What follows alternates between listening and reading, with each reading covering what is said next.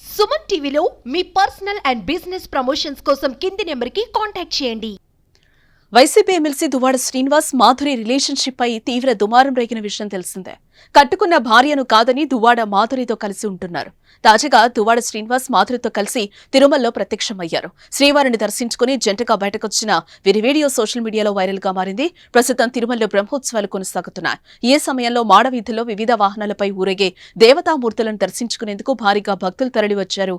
ఇలా తిరుమల కొండపై కోలాహలం వేళ ఒక్కసారిగా దువ్వాడ శ్రీనివాస్ మాధురి కనిపించారు. ఇటీవల వివాదం తర్వాత వీళ్లు జంటగా కెమెరా కంటికి చిక్కడంతో ఈ వీడియో సోషల్ మీడియాలో వైరల్ గా మారింది.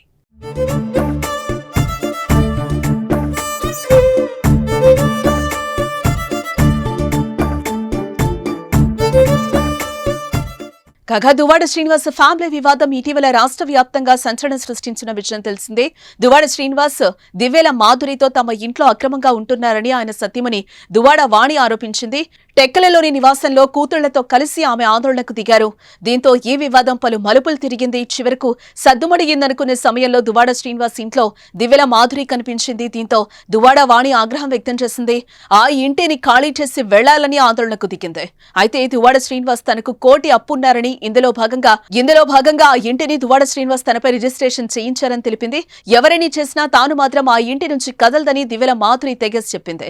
ఏ వివాదం కొనసాగుతూ ఉండగానే దువ్వాడ శ్రీనివాస్ దివ్యల మాధురి కలిసి తిరగడం హల్చల్ అవుతోంది. ఏ వీడియోలు సోషల్ మీడియాలో వైరల్ అవుతున్నాయి.